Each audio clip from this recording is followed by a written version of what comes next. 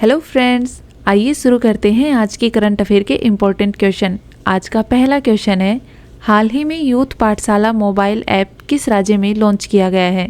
इसका सही उत्तर आएगा ऑप्शन ए राजस्थान। शिक्षा मंत्री मदन दिलावर जी ने 15 जनवरी को यूथ पाठशाला मोबाइल ऐप लॉन्च करके इस नई नीति का उद्घाटन किया। संस्कृत शिक्षा को आधुनिक युग से जोड़ने के उद्देश्य से छात्रों के लिए मोबाइल ऐप के माध्यम से निःशुल्क कक्षाएं शुरू करने की पहल की गई है।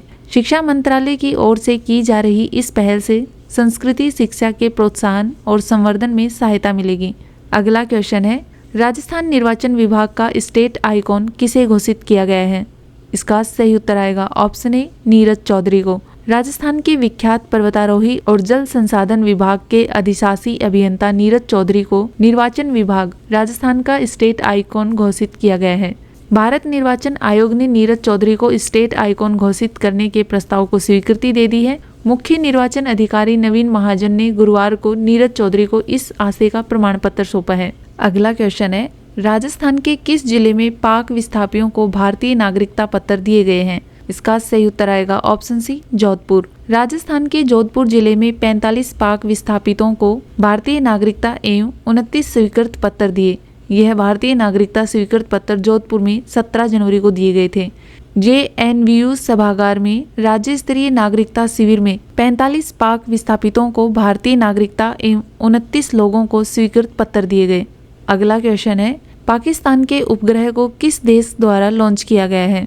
इसका सही उत्तर आएगा ऑप्शन सी चीन। 17 जनवरी को चीन ने जियुक्वान उपग्रह प्रक्षेपण केंद्र से एक पाकिस्तानी उपग्रह को अंतरिक्ष में सफलतापूर्वक प्रक्षेपित किया। पाकिस्तान का यह पहला स्वदेशी निर्मित अवलोकन उपग्रह लॉन्च किया गया है। PRSC EO फर्स्ट नामक उपग्रह को दोपहर 12:07 पर लॉन्ग मार्च 2D वाहक रॉकेट द्वारा प्रक्षेपित किया गया है और सफलतापूर्वक अपनी नियोजित कक्षा में प्रवेश कर गया।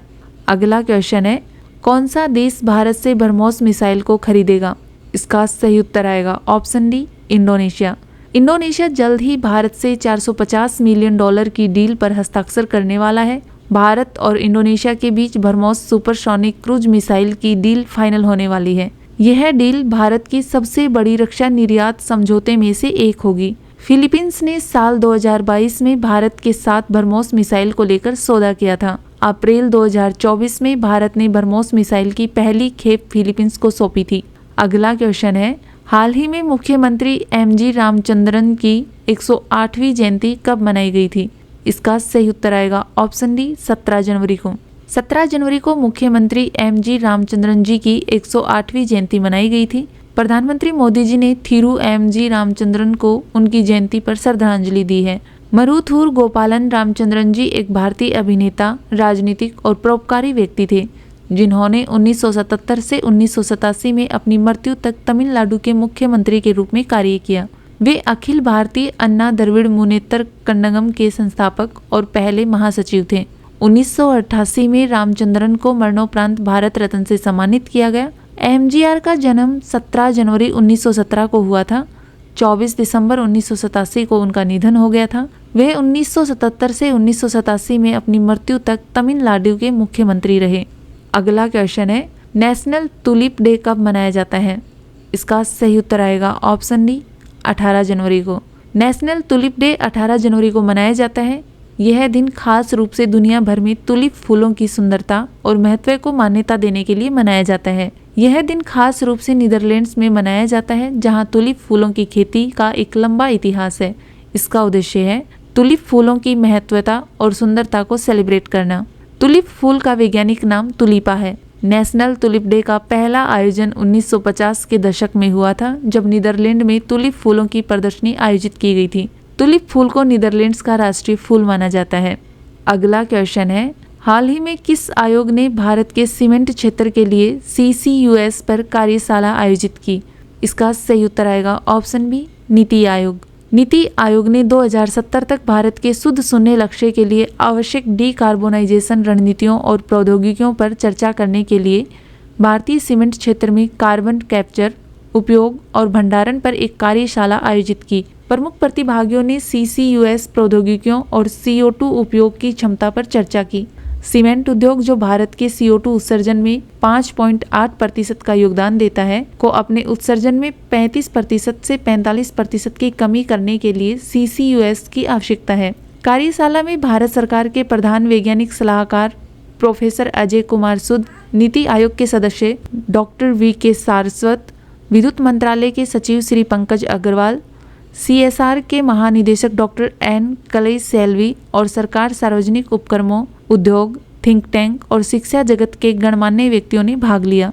अगला क्वेश्चन है, राष्ट्रीय विज्ञान ड्रामा महोत्सव 2024-25 कहाँ आयोजित किया जा रहा है? इसका सही उत्तर आएगा ऑप्शन ए, नई दिल्ली में।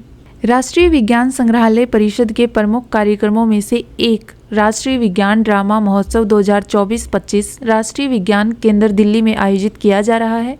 यह नई दिल्ली में 18 जनवरी 2025 को आयोजित किया गया है।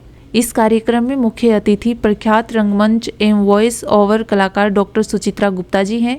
अगला क्वेश्चन है, हाल ही में किस यूनिवर्सिटी को प्रतिष्ठित मौलाना अबुल कलाम आज़ाद ट्रॉफी 2024 से सम्मानित किया गया है? इसका सही उत्तर आएगा option D, Chandigarh university. Rashtrapati Bhavan में आयोजित एक भव्य समारोह में चंडीगढ़ यूनिवर्सिटी को राष्ट्रपति द्रौपदी मुर्मू जी के द्वारा प्रतिष्ठित मौलाना अबुल कलाम आज़ाद ट्रॉफी 2024 से सम्मानित किया गया। राष्ट्रीय खेल पुरस्कार समारोह के दौरान प्रदान की गई ट्रॉफी को चंडीगढ़ यूनिवर्सिटी के वरिष्ठ प्रबंध निदेशक दीप इंदर सिंह संधू को professor vice chancellor doctor Devendra Singh ने प्राप्त किया है। चंडीगढ़ यूनिवर्सिटी के छात्र और भारतीय हॉकी टीम के सदस्य संजय कुमार को हॉकी में उनके शानदार प्रदर्शन के लिए अर्जुन पुरस्कार से सम्मानित किया गया। 1956-57 में अपनी स्थापना के बाद से यह पहली बार है जब किसी निजी विश्वविद्यालय ने मौलाना अबुल कलाम आज़ाद ट्रॉफी जीती है। चंडीगढ़ विश्वविद्यालय ने खेलो इंडिया यूनिवर्सिटी गेम्स 2024 में अपने असाधारण प्रदर्शन के कारण यह सम्मान प्राप्त किया, जिसमें 32 स्वर्ण पदक, 18 रजत और 21 कांस्य सहित कुल 71 पदक हासिल किए। इसके अलावा चंडीगढ़ यूनिवर्सिटी के एथलीटों ने 19वें एशियाई खेलों में भारत का प्रतिनिधित्व करते हुए 10 पदक जीते। एशियाई खेलों के लिए भारत के 650 सदस्यीय दल में विश्वविद्यालय के 22 एथलीटों का प्रतिनिधित्व सबसे अधिक था। अगला क्वेश्चन है, राष्ट्रीय आपदा प्रतिक्रिया बल का स्थापना दिवस कब मनाया जाता है? इसका सही उत्तर आएगा ऑप्शन सी, 19 जनवरी को। राष्ट्रीय आपदा प्रतिक्रिया बल का स्थापना दिवस हर साल 19 जनवरी को मनाया जाता है।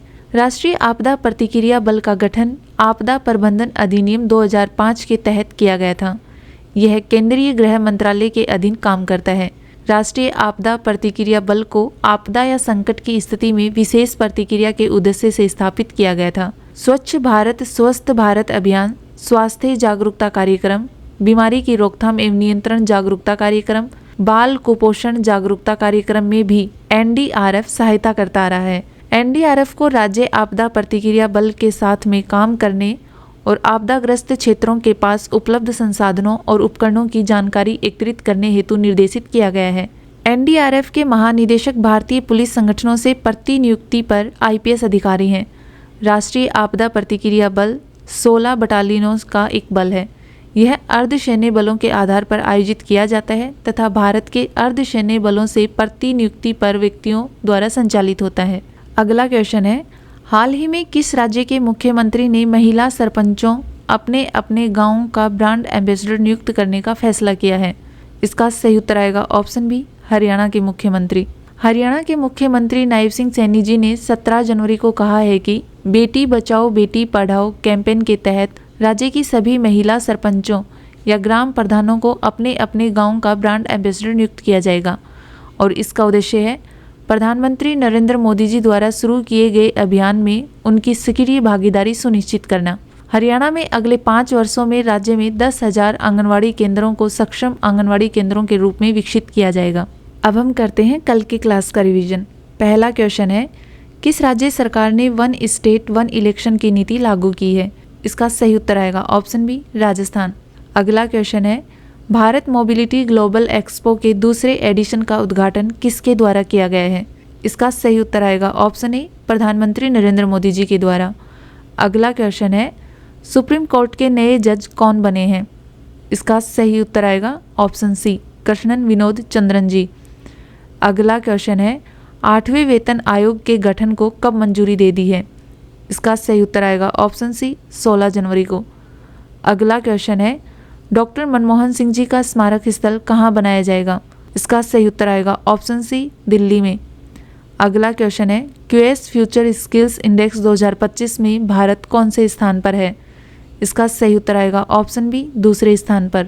अगला क्वेश्चन है हाल ही में किसे उच्च शिक्षा सचिव नियुक्त किया गया है? इसका सही उत्तर आएगा ऑप्शन ए विनीत जोशी को। अगला क्वेश्चन है हाल ही में किसने भारत रणभूमि दर्शन ऐप लॉन्च किया है? इसका सही उत्तर आएगा ऑप्शन डी राजनाथ सिंह जी ने। अगला क्वेश्चन है हाल ही में वीके सिंह जी ने किस राज्य के राज्यपाल के रूप में शपथ ली है? इसका सही उत्तर आएगा ऑप्शन सी मिजोरम। अगला क्वेश्चन है हाल ही में पीएम मोदी जी ने कहां पर इस्कॉन मंदिर का उद्घाटन किया है? इसका सही उत्तर आएगा ऑप्शन ए मुंबई में। वीडियो कैसी लगी कमेंट करके ज़रूर बताएं। अपने दोस्तों के साथ ज़्यादा से ज़्यादा शेयर करें और चैनल को सब्सक्राइब करें। धन्यवाद।